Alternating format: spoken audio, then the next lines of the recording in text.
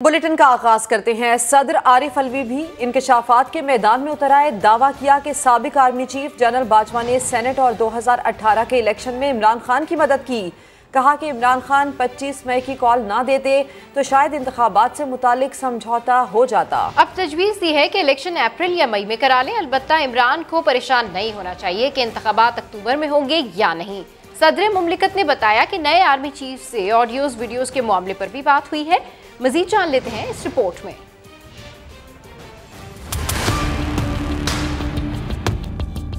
मुआफ करके भूल जाओ की पॉलिसी इख्तियार करने के लिए तैयार है। सदर पाकिस्तान का अहम बयान सामने आ गया। कराची में ताजरों की जानिब से दिए गए अशाइये में बात करते हुए सदर मुमलिकत ने इंकशाफ किया कि 2018 के आम इंतखाबात हों या सेनेट इलेक्शन, साबिक army chief general retired Qamar Javed Bajwa ने हमारी मदद की। सदर ने कहा कि जवाब तलाश कर रहा हूँ कि इमरान खान और जनरल बाजवा के ताल्लुकात कहाँ खराब हुए। बदकिस्मती से इदारों और अदलिया ने भी अपना किरदार अदा नहीं किया। सदर मुमलिकत ने बताया कि उनकी नए आर्मी चीफ से ऑडियो और वीडियोस के मामले पर बात हुई। मुसल्लह अफवाज की गैर जानिबदारी पर भी बात की। सदर आरिफ अलवी ने मौजूदा हालात पर बात करते हुए कहा कि इमरान खान 25 मई को कॉल ना देते तो शायद इंतखाबात पर समझौता हो जाता। अब तजवीज़ है इंतखाबात अप्रैल या मई में करा लें। अलबत्ता अभी तक इंतखाबात की तारीख तय नहीं हुई। इमरान को परेशान नहीं होना चाहिए कि इलेक्शन अक्टूबर में होंगे या नहीं। मईशत में इस्लाहात और उसकी बहाली बुनियादी मकसद होना चाहिए। इस मौके पर ताजिरों ने सदर के सामने तशवीश का इजहार करते हुए कहा कि मौजूदा सूरत हाल में अबूरी हुकूमत बनने से IMF बात नहीं करेगा और नुकसान मईशत का होगा। क्या इमरान खान चंद महीने इंतजार नहीं कर सकते? बेचैनी क्यों रखना चाहते हैं? इमरान खान को समझाने की जरूरत है। सदर मुमलिकत ने ताजिरों से इत्तफाक किया और यकीन दिलाया कि उनकी कोशिश है मामलात पर इत्तफाक राय हो जाए। सदर ने वजीर खारजा बिलावल भुट्टो की भी तारीफ की। बोले, वजीर खारजा ने भारत को अच्छा जवाब दिया। दूसरी जानिब ऐवान सदर ने तरदीद करते हुए कहा है कि इंतखाबात में साबिक आर्मी चीफ की मुबैना मदद से मुताल्लिक बयान दुरुस्त नहीं। सदर के बयान को सयाक व सबाक से हटकर चलाया गया है। और शहरी रहमान ने सदर आरिफ अलवी का बयान इमरान खान के खिलाफ चार्जशीट करार दे दिया। बोली, इमरान खान और तहरीक इंसाफ को इनके बयान की वजाहत देनी चाहिए। इमरान खान आजकल साबिक आर्मी चीफ पर हुकूमत के खिलाफ साजिश का इल्ज़ाम लगा रहे हैं। उनके सदर कह रहे हैं कि साबिक आर्मी चीफ ने ही उनको सेनेट और आम इंतखाबात में मदद की है।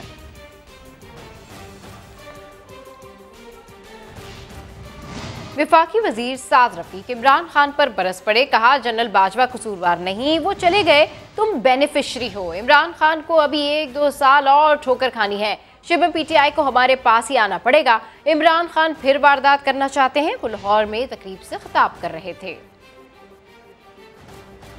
सर तुफ है इमरान खान तुम्हारे ऊपर, तुफ है तुम पे कि जो बात मियां नवाज शरीफ को समझ आ गई, जो पीपल्स पार्टी को समझ आ गई, तुम्हें समझ क्यों नहीं आई?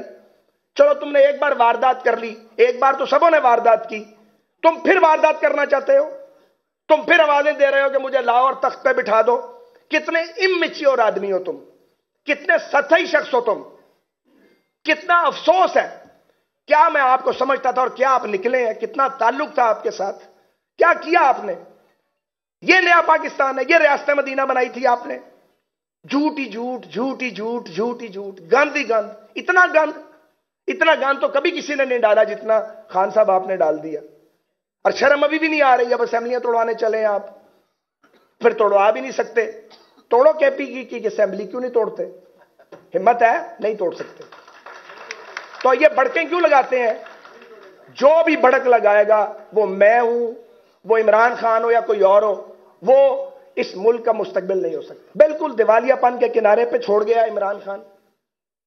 नारे लगाया करता था और खोखले नारे थे सारे, और लाने वालों को भी पता था ये खोखला आदमी है। तो लाने वालों से भी पूछा जाएगा कि क्यों लेके आए थे इसको। इमरान खान को तो पूछा ही जाएगा, उनको भी तो पूछा जाएगा जिन्होंने फैसले दिए अदालतों में बैठ के, जो प्रोजेक्ट इमरान को तख्लीक कर रहे थे। नया पाकिस्तान बनाने चले थे जी आप। आपका क्या काम है, आप नया पाकिस्तान बनाए? पाकिस्तान किधर जाएगा ये फैसला हमने करना कि आपने करना था? हमने करना था। फैसला कोई और करता रहा यहां पे। یہ قبول نہیں ہے بالکل بھی، یہ ناقابل قبول ہے۔ جبکہ وزیر اعظم کے مشیر برائے امور کشمیر قمر زمان کائرہ کا کہنا ہے کہ عمران خان صدر مملکت کی نصیحت پر عمل کریں، الیکشن وقت پر ہوں گے جن میں اسٹیبلشمنٹ کا کوئی کردار نہیں ہوگا۔ واضح کر دیا کہ عمران خان کے پاس اب سہارے کے لیے کوئی کندھا نہیں رہا۔ کی پاپولیرٹی اور آپ کی سیاست کا پول پہلے بھی کھلا ہوا تھا، چھپا ہوا نہیں تھا۔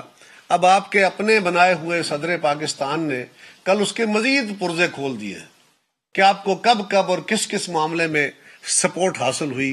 جب سے ووٹ سپورٹ چھنی ہے یا اس سپورٹ نے کہا ہے کہ ہم نیوٹرل ہیں، خان صاحب کی بدحواسیوں کا یہ عالم ہے، تو خان صاحب خوابوں اور سرابوں میں فرق کیجئے۔ اس میں انہوں نے خان صاحب کو الیکشن کے بارے میں بھی کچھ کہا ہے، وہ بھی صدر صاحب کی نصیحت پہ عمل کریں۔ الیکشن اپنے وقت پہ ہوں گے اور جو اس سے پہلے تیاری ہے الیکشن کی وہ کی جا رہی ہے۔ نہ اسٹیبلشمنٹ کا اس میں رول ہونا چاہیے اور نہ ہوگا۔ وہ خود کہہ رہے ہیں کہ ہم اس سے ہٹ گئے ہیں۔ اب یہ سیاسی عمل کا حصہ ہے اور اس کو سیاسی طریقے سے حل کرنا چاہیے۔ مایوسی کا عالم یہی ہے نا، جہاں سے اسٹرینتھ پکڑتے تھے، اب جب سے وہ کندھا نہیں مل رہا وہ کیا کریں، اور کندھا ہے کوئی نہیں۔ جو ہمارا سفارتی محاذ ہے اس کی ریٹرو فٹنگ کر رہے ہیں، تو خان صاحب اس کو برداشت کیجئے۔ خان صاحب ریٹورک کی بجائے، اپنے مخالفوں کو گالیاں دینے کی بجائے، ہر وقت ایک ہی رویہ اختیار کیے رکھنے کی بجائے کوئی ایک کام اپنا بتا دیں۔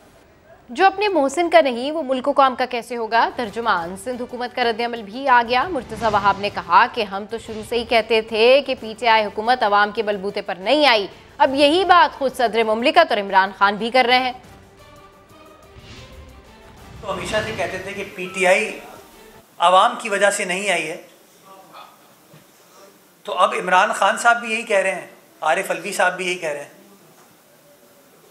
عین سے عارف ہے، عین سے عمران ہے، لیکن یہ عارف اور عمران کا عوام سے کوئی تعلق نہیں ہے۔ اور یہ خود ماشاءاللہ آج خود ماشاءاللہ اس طرح کی باتیں کر کے اس بات کی نفی کر رہے ہیں کہ ان کا عوام سے کوئی تعلق نہیں۔ یہ تو اتنے بڑے خودکش ہیں کہ اپنے محسنوں کے ساتھ بھی ان کا مان نہیں رکھ رہے ہیں، تو جو اپنے محسن کا نہیں وہ اس قوم، اس ملک کے عوام کا بھی نہیں۔ اور ایسے میں اہم پیش رفت، پی ٹی آئی ارکان نے استعفوں کی تصدیق کے لیے رواں ہفتے قومی اسمبلی جانے کے منصوبے کو حتمی شکل دے دی ہے۔ پی ٹی آئی ارکان بدھ کو 12 بجے خیبر پختونخوا ہاؤس میں اکٹھے ہوں گے، جس کے بعد پارلیمنٹ جائیں گے۔ عمران خان ارکان قومی اسمبلی سے ویڈیو لنک پر خطاب کریں گے۔ عامر ڈوگر نے پی ٹی آئی ارکان کو بدھ کو اسلام آباد پہنچنے کی ہدایت کی ہے۔ پی ٹی آئی نے 22 دسمبر کو بھی استعفوں کی تصدیق کے لیے پارلیمنٹ جانے کا فیصلہ کیا تھا، لیکن کوئی بھی رکن استعفوں کی تصدیق کے لیے پارلیمنٹ ہاؤس نہیں پہنچ سکا تھا۔ پی ٹی آئی ارکان نے استعفوں کی تصدیق کے لیے رواں ہفتے قومی اسمبلی جانے کے منصوبے کو حتمی شکل دے دی ہے۔ پی ٹی آئی ارکان بدھ کو 12 بجے خیبر پختونخوا ہاؤس میں اکٹھے ہوں گے، جس کے بعد وہ پارلیمنٹ جائیں گے۔ عمران خان ارکان قومی اسمبلی سے ویڈیو لنک پر بات کریں گے۔ عامر ڈوگر نے پی ٹی آئی ارکان کو بدھ کو اسلام آباد پہنچنے کی ہدایت کی ہے، اور پی ٹی آئی نے 22 دسمبر کو بھی استعفوں کی تصدیق کے لیے پارلیمنٹ ہاؤس جانے کا فیصلہ کیا تھا، لیکن کوئی بھی رکن استعفوں کی تصدیق کے لیے پارلیمنٹ ہاؤس نہیں پہنچ سکا تھا۔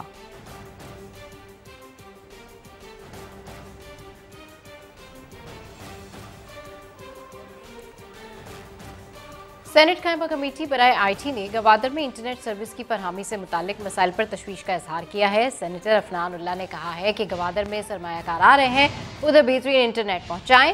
اراکین کمیٹی نے کہا کہ گوادر میں ہمارے بچے کرونا میں انٹرنیٹ نہ ہونے سے پڑھ نہیں سکے۔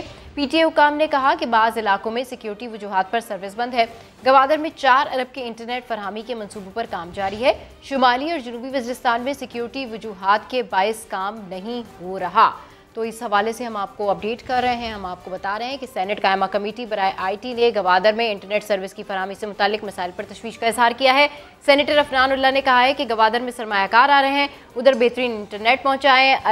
ارکین کمیٹی نے کہا کہ گوادر میں ہمارے بچے کرونا میں انٹرنیٹ نہ ہونے سے پڑھ نہیں سکے۔ پی ٹی آئی حکام نے کہا ہے کہ بعض علاقوں میں سیکیورٹی وجوہات پر سروس بند ہے۔ اور حق 2 تحریک کے رہنماؤں کی گرفتاری کے خلاف گوادر اور اڑمارا اور پسنی میں مکمل شٹر ڈاؤن ہڑتال کی جا رہی ہے۔ مشتعل افراد نے ڈی آئی جی کمپلیکس کے گیٹ کو آگ لگا دی ہے۔ گزشتہ شب احتجاج کے دوران کئی گرفتاریاں بھی ہوئی تھیں۔ پولیس نے دھرنے کے مقامات پر آنسو گیس کی شیلنگ کی۔ حق 2 تحریک کے کارکنان نے مکران کوسٹل ہائی وے اور اڑمارا اور پسنی 0 پوائنٹ کو عام ٹریفک کے لیے مکمل طور پر بند کر دیا ہے۔ 0 پوائنٹ بند ہونے کی وجہ سے گاڑیوں کی قطاریں لگ گئی ہیں۔ D I G police complex پر مشتعل مظاہرین نے پتھراؤ بھی کیا۔ पुलिस की जानिब से मुजाहिरीन पर शेलिंग की गई। और अभी आपको बताएं कि इस वक्त DI खान में मौलाना फजल रहमान तकरीब से खिताब कर रहे हैं। स्कूल्स बनेंगे, कॉलेजेस बनेंगे, यूनिवर्सिटीज बनेंगी, हॉस्पिटल्स बनेंगे और सेटल एरिया के लोगों के मेयार जिंदगी पर उनको बराबर लाया जाएगा। लेकिन इस वक्त एक ऐसे खत पर वो खड़े हैं कि जहां वो अब ना सेटल के रहे और नहीं वो ट्राइबल के रहे।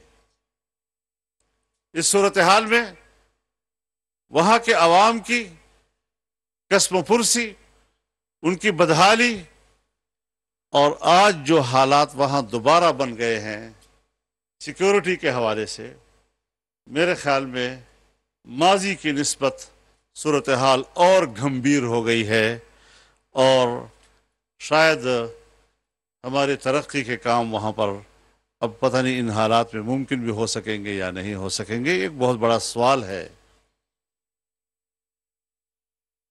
एक बात मैं आपके नोटिस में लाना चाहता हूँ जनाब वज़ीर आज़म, मुझे हैरत हुई, 2 दिन पहले मेरे पास एक वफद आया जंडोले के इलाके का और उन्होंने कहा कि हम टांक जाम के मुतासरीन हैं।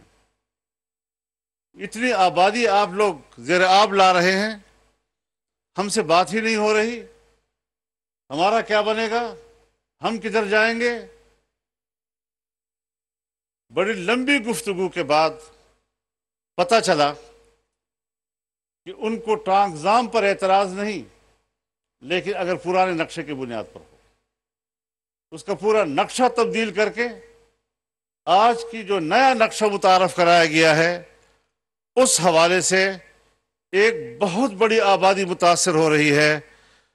चेयरमैन वापडा से भी हम गुजारिश करते हैं कि इसको रिविजिट करें और वही नक्शा उस तरफ ले जाएं कि जहां डैम भी बन सके, क्योंकि हमारे यहाँ डैम मल्टीपर्पस है, वहाँ फ्लड कंट्रोल भी होगा, इरिगेशन भी होगा और पावर जनरेशन भी होगा। इन 3 मकासद पर मुश्तमिल ये डैम बनेंगे और हमारे जो अपने इलाके के वसाइल हैं, चाहे वो चश्मा राइट बैंक कैनाल है, चाहे वो फर्स्ट लिफ्ट कैनाल है, चाहे वो सेकंड लिफ्ट कैनाल है, चाहे वो स्मॉल डैम्स हैं, नवाब हैदर जाम है, चौदवान जाम है, द्रावण जाम है, टांक जाम है, गोमल जाम है, अगर ये तमाम जो हमारे अपने खित्ते के वसाइल हैं वो हमें मुहैया कर दिए जाएं तो जनाब वज़ीर आज़म आपको इलाका दामान का 12 लाख एकड़ के अराजी हम बारानी से नहरी बनाकर आपको देंगे। जहां आज हम गल्ला बाहर से मंगवाते हैं, इस जमीन के आबाद होने के बाद आपको गल्ला एक्सपोर्ट करना पड़ेगा, इंपोर्ट करने की जरूरत नहीं पड़ेगी।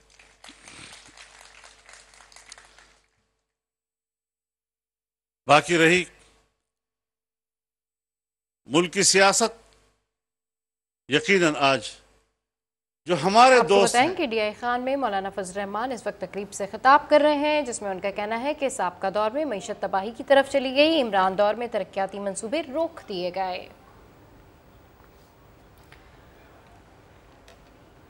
न्यूजीलैंड के खिलाफ कराची टेस्ट में बाबर आजम ने कौमी टीम को की जरूरत है और बैरूनी इमदाद पाकिस्तान की इस वक्त बका का मसला है, लेकिन हमने बैनुल-अक़वामी बिरादरी के एतमाद को इस हद तक तबाह बर्बाद कर दिया कि आज बाहर की दुनिया तो क्या आपके यहाँ सरमायाकारी करेगी, अपने मुल्क का सरमायादार, अपने मुल्क का कारोबारी तबका वो अपने मुल्क में सरमायाकारी के बजाय मुल्क से बाहर जाने को तरजीह दे रहा है, अपना पैसा बाहर मुंतकिल कर रहा है। हमने इस एतमाद को कैसे बहाल करना है, ये बहुत बड़ा चैलेंज है और इसके बावजूद मुल्क में बेकरारी पैदा करने की कोशिश की जा रही है। लेकिन जनाब वज़ीर आज़म आप मुतमईन रहें, जो अनरेस्ट पैदा करना चाहते थे, जो बेकरारी पैदा करके मईशत की तबाही का एजेंडा नामुकम्मल देखकर उसे मुकम्मल करना चाहते थे, وہ مایوس ہو چکے ہیں، وہ ناکام ہو چکے ہیں، اور انشاءاللہ ناکامی ہی ان کا مستقبل ہے۔ پاکستان ہمارا ہے، اس کا مستقبل ہم سے وابستہ ہے انشاءاللہ، اور اس ملک کی ترقی کی طرف ہم آگے لے جائیں گے۔ ایسے عناصر کے سیاست کا خاتمہ کرنا جس کے پیچھے بین الاقوامی وہ لابیز ہوں جو پاکستان کے ازلی دشمن ہیں۔ جناب وزیر اعظم، ایک تاریخی حقیقت آپ کے سامنے واضح کرنا چاہتا ہوں۔ اسرائیل ایک مملکت کے طور پر پاکستان بننے سے 1 سال بعد وجود میں آیا ہے، اور اسرائیل کے پہلے وزیر اعظم نے جو اپنی خارجہ پالیسی کا پہلا سٹیٹمنٹ دیا تھا، اس میں انہوں نے بڑی صراحت کے ساتھ کہا تھا کہ اسرائیل کا… آپ کو بتائیں کہ ڈی آئی خان میں مولانا فضل الرحمان اس وقت تقریب سے خطاب کر رہے ہیں، جس میں ان کا کہنا ہے کہ نواز شریف کے دور میں اربوں ڈالرز کی سرمایہ کاری ہو رہی تھی، ملک میں بے قراری پیدا کرنے کی کوشش کی جا رہی تھی، معیشت کو تباہ کرنے والے خود ناکام ہوں گے۔ وزیر اعظم شہباز شریف تقریب سے خطاب کر رہے ہیں۔ قابل احترام وفاقی وزراء، آج کے اس محفل کے میزبان جناب مولانا اسد صاحب، جناب امیر مقام صاحب، ڈپٹی اسپیکر نیشنل اسمبلی جناب زاہد اکرم درانی صاحب، اور میرے واجب الاحترام سرکاری افسران، پولیس آفیسرز، ڈیرہ اسماعیل خان کے جمعیت کے ممبران، مسلم لیگ نون کے، نواز شریف کے شاہینوں، بزرگوں، بھائیوں، نوجوان ساتھیوں، السلام علیکم۔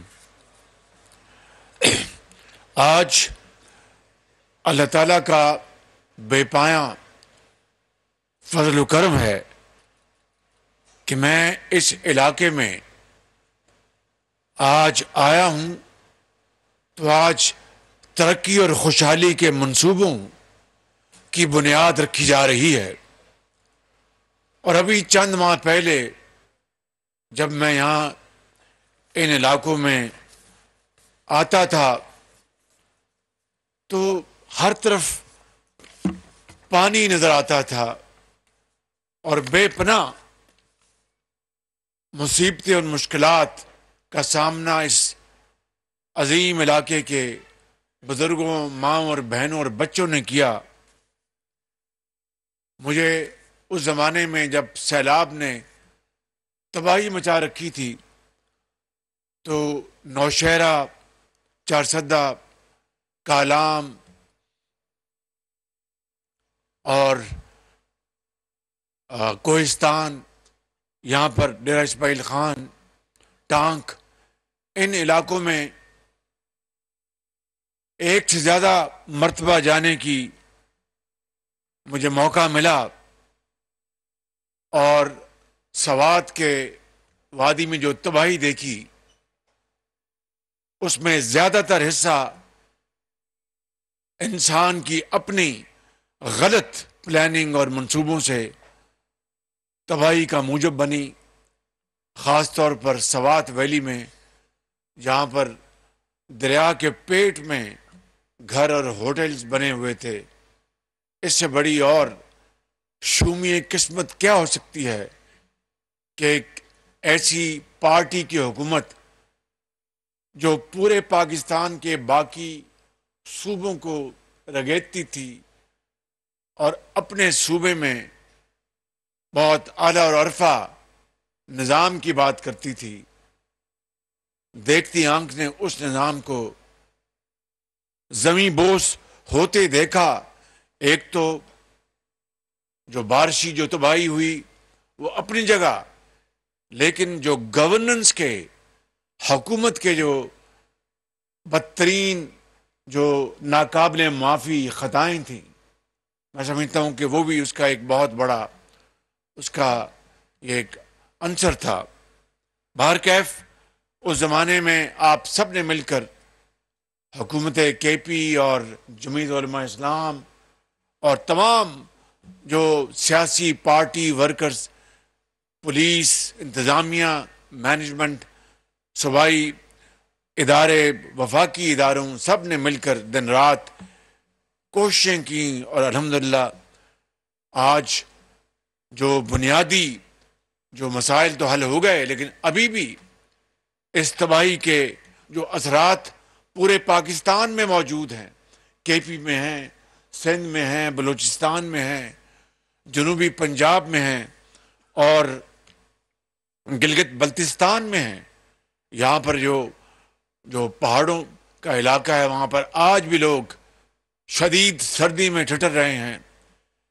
اس میں کوئی شک نہیں کہ حکومت پاکستان نے تقریباً 85 ارب روپے کی خطی، بلکہ 90 ارب روپے کی خطی رقم خرچ کر کے نہ صرف 25 ہزار روپیہ فی خاندان کو بنیادی امداد دی، بلکہ کمبل اور ٹینٹ اور خیمے اور ادویات ہر جگہ پہنچائیں۔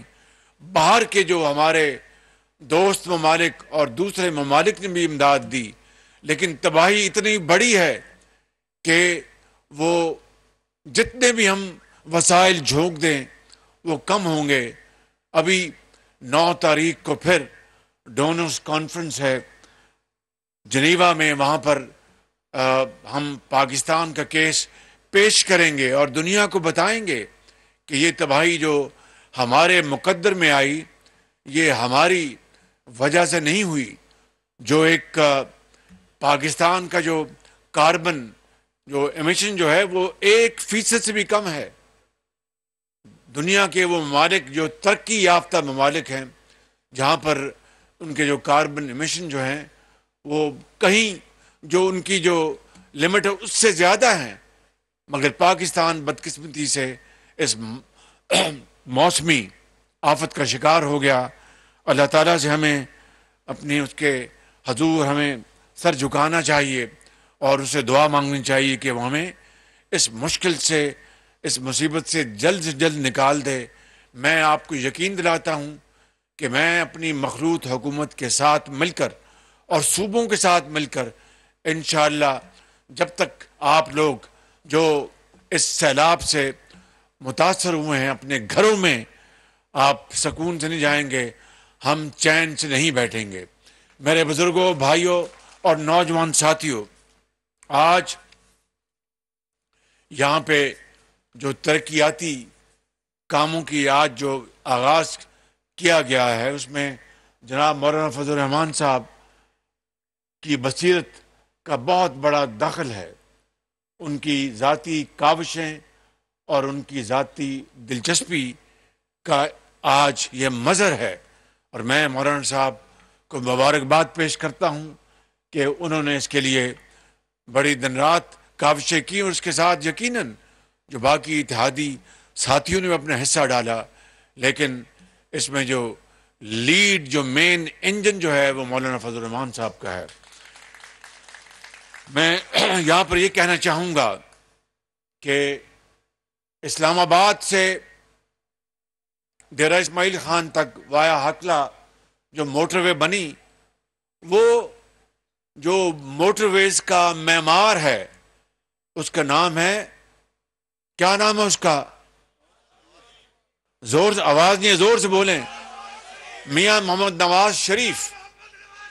یہ اس کا خواب تھا جس نے پورے پاکستان کو ایک لڑی میں پرو دیا ہے۔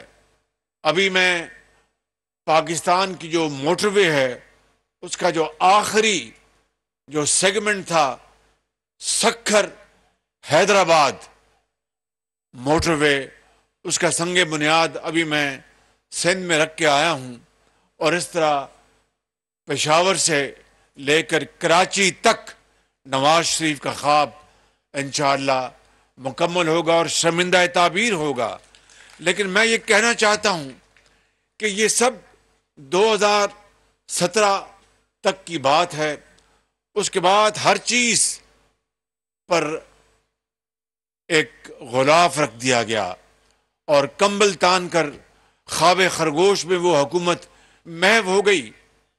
اور یقین کریں کہ یہ جو مغربی روٹ ہے ڈیرہ اسماعیل خان روپ تک، یہ وہ چائنا پاکستان اکنامک کوریڈور کا یہ اس کا حصہ ہے، اور جو کہ 2017 میں اس کا پورا پلان بن چکا تھا.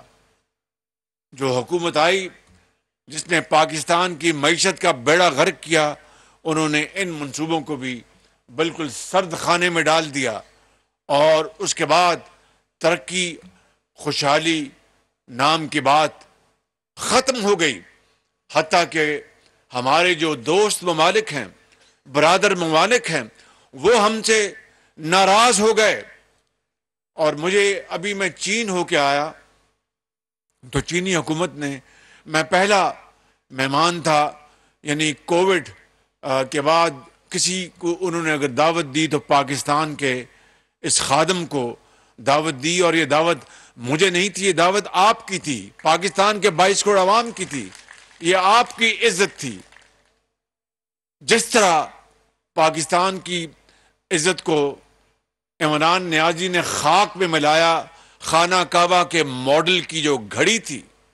اب بتائیے، تحفہ تو تحفہ ہوتا ہے، اور وہ تحفہ اگر وزیر اعظم پاکستان کو ملتا ہے تو وہ وزیر اعظم کو نہیں، وہ 22 کروڑ عوام کو ملتا ہے. آپ خان صاحبان کو ملتا ہے، پنجاب کے عوام کو ملتا ہے، سندھ کے عوام کو ملتا ہے، بلوچستان کے عوام کو ملتا ہے، قبائلی عوام کو ملتا ہے. یہ آپ کی عزت ہے. اور پھر اس سے اوپر خانہ کعبہ کا ماڈل ہو، اس تحفے کو بیچ کر پیسے جیب میں ڈال لینا، اس سے بڑی پاکستان کی عظمت اور اس سے پاکستان کی بے توقیری نہیں ہو سکتی. میرے بزرگوں، بھائیوں اور نوجوان ساتھیوں، یہ میں بات تہمت برائے تہمت کے حوالے سے نہیں کر رہا. بخدا میں بلا خوف تردید کہنا چاہتا ہوں کہ یہ پاکستان کی اس حوالے سے جتنی بے توقیری ہوئی ہے، شاید دوبارہ اللہ نہ کرے رہتی دنیا تک کبھی پاکستان کے نام کو اس طرح کوئی اور بیچ سکے. آج وہ دوست ممالک کیا کہتے ہوں گے کہ ہم تو ان کو تحفے، نبی کریم صلی اللہ علیہ وسلم کی یہ حدیث ہے. مولانا صاحب آپ کو بہتر طور پر بتائیں گے کہ آپ تحفے تحائف آپ لیا کریں تاکہ اس سے محبت بڑھتی ہے. انہوں نے محبت بڑھانے کے لیے پاکستان کے عوام کو یہ تحفے دیے، اور انہوں نے جناب تحفے بیچ کر اس محبت کا جنازہ نکال دیا. تو پھر اگر یہ سوچ تھی تو یہ منصوبے پھر کیوں نہ بند ہوتے؟ دن رات دشنام ترازی، الزام تراشی. تو میں چین کی بات کر رہا تھا. میں جب چین میں انہوں نے بڑی پاکستان کی، وہ میری عزت کی، میرے ساتھ مولانا اسد صاحب تھے، میرے ساتھ احسن اقبال صاحب تھے، مریم اورنگزیب صاحبہ تھیں. تو انہوں نے خود اپنی آنکھوں سے دیکھا کہ پریزیڈنٹ شی جن پنگ نے اور چینی وزیر اعظم نے کتنی ہماری پاکستان کی عزت کی. تو میں جب واپس آیا تو مجھے کسی نے کہا کہ دورہ کیسا رہا؟ میں نے کہا کہ بے پناہ انہوں نے محبت کی اور بڑا احترام کیا، اور بڑی وہ خوش دلی سے ملے، اور صاف محبت ان کے چہروں سے جھلک رہی تھی. لیکن this is just melting of the eyes, یعنی برف پگھلی ہے. کیونکہ چین جیسے دوست ملک کو اور دوسرے برادر ملکوں کو اس حکومت کے سربراہ عمران نیازی نے اتنا ناراض کر دیا تھا کہ میں اگر کوئی ایک واقعہ آپ کو یہاں بتا دوں تو آپ حیران پریشان ہو جائیں گے.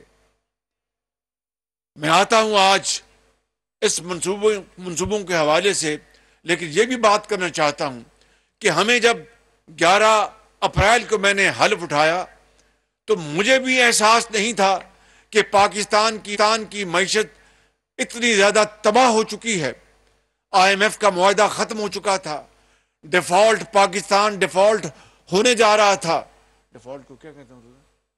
دیوالیہ. پاکستان دیوالیہ ہونے جا رہا تھا، کسی کو شک نہیں تھا، لیکن اس قدرت کو اللہ تعالیٰ کو منظور تھا کہ مخلوط حکومت کی کاوشوں سے اور تمام اداروں کی پوری کاوشوں سے اور علماء کرام مولانا صاحب کی دعاؤں سے اور دوسرے ہمارے جو پاکستان کے جو ہمدرد ہیں ان کی محنت اور تعاون سے پاکستان کو الحمدللہ اس مخلوط حکومت نے دیوالیہ ہونے سے بچا لیا۔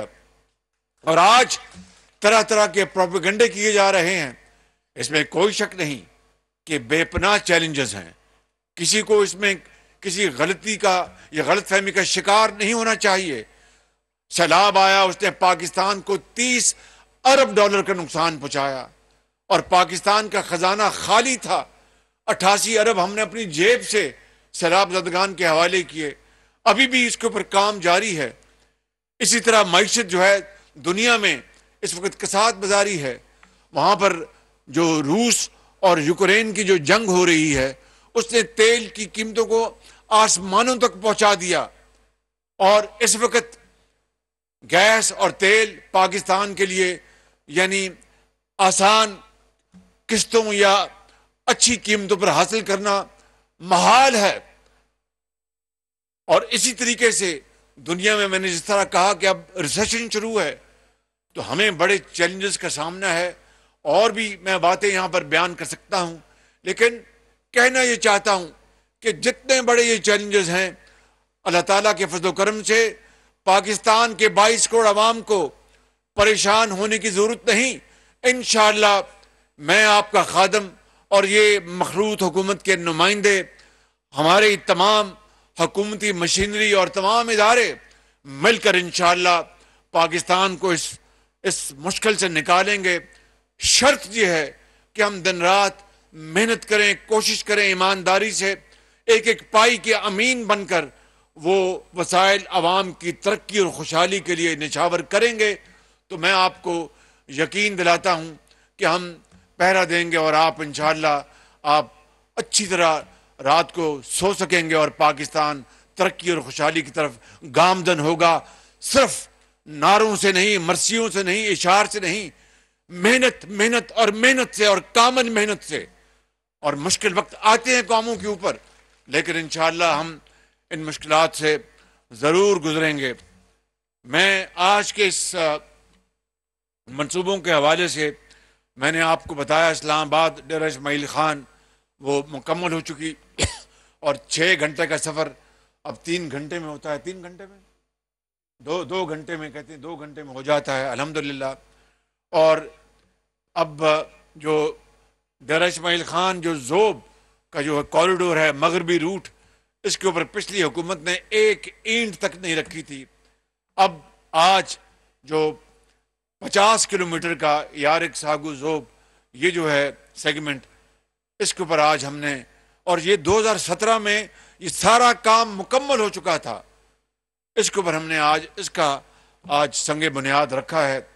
اسی طریقے سے چشمہ رائٹ بینک کینال جو کہ اس علاقے کی لاکھوں ایکڑ زمینوں کو سیراب کرے گا، اور یہ 70 کی دہائی سے یہ منصوبہ یہ مکمل تھا اور اس کے اوپر گرد جم چکی تھی، یہ بھی آج الحمدللہ اس کا انشاءاللہ آج سنگ بنیاد رکھا جا رہا ہے۔ اور جس طرح مولانا فضل الرحمان صاحب نے کہا کہ یہ اپنا بڑی مٹی زرخیز ہے، اگر ذرا مٹی نم ہو تو یہ مٹی انشاءاللہ اب نم ہوگی، رائٹ بینک کینال کا منصوبہ بنے گا تو یہاں پر زمین غلہ اگلے گی، اور اس کے لیے انشاءاللہ اللہ نے چاہا ہمارے ابھی اس حکومت کے 8 مہینے ہیں، اس کے اوپر ہم دن رات کام کریں گے۔ اس کے بعد الیکشن ہوں گے تو پھر الیکشن میں فیصلہ آپ نے دینا ہے، پاکستان کے 22 کروڑ عوام نے دینا ہے کہ اس کو ووٹ دینا ہے جو خانہ کعبہ کا ماڈل کی گھڑی بیچتا ہے اور دن رات دشنام ترازی کرتا ہے، یا پھر وہ لوگ جو عوام کے صحیح خادم ہیں اور خدمت کرتے ہیں۔ تو وہ فیصلہ جب اگر ہوگا اور اگر اللہ تعالیٰ نے ہمیں موقع دیا تو پھر اگلے 5 سال میں آپ کو یقین دلاتا ہوں زندگی رہی تو ہم مل کر انشاءاللہ پاکستان کی تقدیر بدلیں گے اور پاکستان کو غربت اور بے روزگاری سے ختم کرائیں گے انشاءاللہ. یہ پاکستان کا مقدر ہے انشاءاللہ. میرے بزرگوں، بھائیوں اور نوجوان ساتھیوں، اسی طریقے سے بنو یونیورسٹی کی اپ گریڈیشن اور لکی مروت کا جو سائنس اینڈ ٹیکنالوجی کی بنو کا اور یہ یونیورسٹی، یہ بھی 2017 میں میاں نواز شریف کے زمانے میں یہ منصوبہ تیار ہو چکا تھا، مگر اس حکومت نے جنہوں نے اس صوبے کو 10 سال سے زیادہ چلایا، میں پوچھتا ہوں کہ وہ منصوبے جو ہماری وفاقی حکومت نے ان کو مکمل کیا تھا، اس کے اوپر ایک دھیلا انہوں نے مہیا نہ کیا، اس لیے کہ ان کو عوام کی ترقی اور خوشحالی سے کوئی سروکار نہیں تھا. 132 kV گریڈ اسٹیشن، وہ بھی میں آپ کو مبارکباد پیش کرتا ہوں. اور اسی طریقے سے جو منصوبے، جو یہ چشمہ جو پاور پلانٹ ہے جس میں 8 یونٹس ہیں 23 میگا واٹ کے، وہ سب ان کو زنگ لگ چکا تھا اور وہ بیکار ہو گئے تھے. یہاں پر چیئرمین وابڈا تشریف فرما ہیں جنرل صاحب، انہوں نے مجھے بتایا کہ پہلا یونٹ جو ہے مکمل ہو گیا ہے اور باقی جو 7 یونٹ ہیں اگلے 1.5 سال میں انشاءاللہ مکمل ہو جائیں گے. تو اس سے یہ 180 میگا واٹ کا جو یہ منصوبہ ہے دوبارہ اپنی پوری آب و تاب سے اس خطے کی خوشحالی کے لیے اپنا کام کرے گا. جو ڈیمز جن کا ذکر حضرت مولانا نے فرمایا ہے وہ انتہائی ضروری ہیں، وہ اس خطے کی خوشحالی اور آپ کی ترقی کے لیے انتہائی ضروری ہیں. جتنے بھی نظام ہیں، چاہے وہ گومل ہے یا دوسرے جتنے بھی نظام ہیں، ان سب کی میں سمجھتا ہوں کہ ہمیں ان کی تکمیل کے لیے ایمانداری سے کوشش کرنی چاہیے. اور میں چیئرمین وابڈا کو میں گزارش کروں گا کہ آپ یہ بیٹھیں اور اس کا ایک پلان بنائیں. یقیناً سارے یہ ڈیم جو ہیں راتوں رات تو مکمل نہیں ہو سکتے، لیکن ایک مرحلہ وار ہم کس طرح کتنی جلدی ان ڈیمز کو ہم مکمل کر سکتے ہیں، اس کے وسائل وہ لانا ہم مل کر انشاءاللہ اللہ تعالیٰ مدد کرے گا. اگر نیت نیک ہے تو اس کے لیے آپ مہربانی کر کے اس کی تیاری کریں اور انشاءاللہ اس کے اوپر ہم بڑی تیزی سے اس کام کو اور آگے بڑھائیں گے. یہاں پر نئے ایئرپورٹ کی میں آپ کو مبارکباد دیتا ہوں. جو پرانا ایئرپورٹ جو بنا ہے وہاں پر پانی کھڑا ہوتا ہے، وہاں پر اب پیسہ لگانا وہ پیسے کو برباد کرنے کے مترادف ہے. تو نیا ایئرپورٹ کا یہاں پر آج سنگ بنیاد رکھا ہے اور انشاءاللہ یہاں پر 777 جہاز جو ہے وہ انشاءاللہ یہاں پر اتر سکے گا. اور اس ایئرپورٹ کو کامیاب بنانے کے لیے جو منصوبہ انڈسٹریل اسٹیٹ کا جو حضرت مولانا صاحب نے جو فرمایا ہے، بیٹھ جانا جی، ابھی انشاءاللہ کھانا مل جائے گا، ابھی فکر نہ کریں انشاءاللہ. تو میں گزارش کر رہا تھا کہ اس کے اوپر انشاءاللہ ایئرپورٹ کے اوپر ہم بڑی تیزی کے ساتھ کام کریں گے اور انشاءاللہ یہ ایئرپورٹ کے قریب ایک انڈسٹریل اسٹیٹ کی بڑی ایک معقول اور بڑی ایک بہت پائیدار یہ تجویز دی ہے.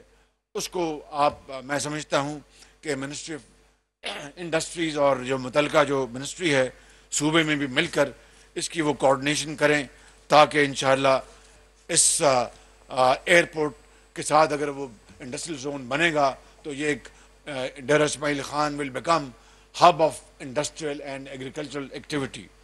میں سیلاب کے موقع کے اوپر جن صوبائی محکموں نے، افسران نے، وزراء نے، وفاقی محکموں افسران نے اور وزراء نے اور افواج پاکستان نے جس طرح دن رات کام کیا، میں ان سب کو خراج تحسین پیش کرنا چاہتا ہوں. خاص طور پر منسٹری آف پاور اور کمیونیکیشن نے یقیناً دن رات کام کیا، ایف ڈبلیو کے ساتھ مل کر، NLC کے ساتھ مل کر آپ نے وہ کام کیا کہ اتنا بڑا سیلاب تھا مگر آپ نے دنوں اور ہفتوں میں بجلی اور سڑکوں کو آپ نے ٹیمپریری طور پر صحیح بحال کیا. یہ آپ کی بہت بڑی کامیابی ہے. میں آخر میں ایک انتہائی اہم معاملے کی طرف آپ کی توجہ مبذول کرنا چاہتا ہوں.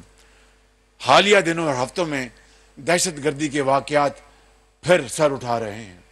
ابھی بنو میں جو واقعہ ہوا وہ انتہائی دل خراش تھا اور پھر آپ نے دیکھا کہ लॉ इन्फोर्सिंग एजेंसीज और SSG जो स्पेशल आर्मी के जो कमांडो जो यूनिट्स हैं, ज़रार कंपनी कहते हैं, उनके अफसरों और जवानों ने फिर और साथ लॉ इन्फोर्सिंग एजेंसीज और पुलिस के साथ मिलकर वहाँ पर जो ऑपरेशन किया, उनको मैं दिल की अथाह गहराइयों से मुबारकबाद पेश करता हूँ। और जिन्होंने अपना जाम शहादत नोश किया, वो पाकिस्तान के क़यामत तक वो हीरोज़ रहेंगे और तारीख़ उनको हमेशा याद रहेगी। उनकी अजीम माओं ने उनको जाना और उन्होंने अपने वालिदैन की तरबियत और फ़ौज में तरबियत के ज़रिए बहादुरी और जुर्रत की एक शानदार तारीख़ रकम की है।